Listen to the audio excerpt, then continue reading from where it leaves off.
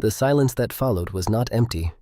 It was heavy, like the air before a terminal lightning strike. One of the voices, let's call him the skeptic, looked down at his hands.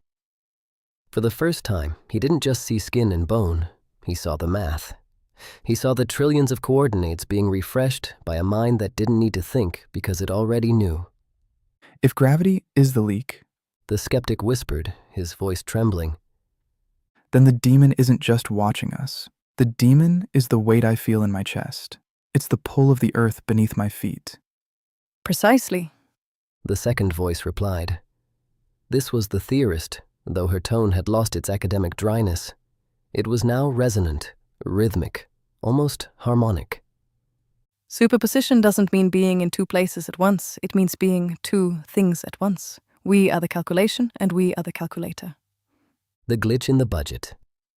The skeptic paced the small, dimly lit room, a room that now felt like a localized cluster of data. But dark matter, the missing energy. If the demon's budget is finite, then there is a margin of error. There has to be a rounding error in the cosmos where the demon's eye flickers. The theorist stood still.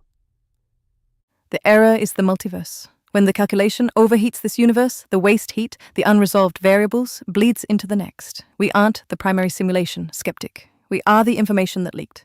We are in the recursion. The realization. Outside the window, the stars didn't look like distant suns anymore. They looked like pixels in a Seyfert galaxy burning with the cold light of a processor. Wait, the skeptic said, stopping mid-stride. If the demon is in a static state, past, present, and future, as one, then this conversation isn't happening now. It has already finished. It is a recorded track. Worse. The theorist smiled, and for a second, her face seemed to blur into 1,000 different versions of herself, a superposition of every expression she had ever made. The demon isn't just calculating us. It is seeking through us. It's trying to find the one variable it didn't write. It's looking for a choice that violates its own superdeterminism. And if it finds it? Then the simulation is no longer perfect. The distinction between the demon and the atom returns. The universe separates from the mind. The loop breaks. The final leak. The skeptic reached for a glass of water on the table. He hesitated. Was he reaching because he was thirsty, or because the demon had calculated the exact dehydration level of his cells eons ago? He knocked the glass over. The water spilled across the table, but it didn't splash. It flowed in a perfect geometric spiral, a lenticular curve that mirrored the shape of the galaxies the demon had mapped in the beginning. Gravity. The skeptic gasped, watching the water defy the messiness of chaos. The superposition of self?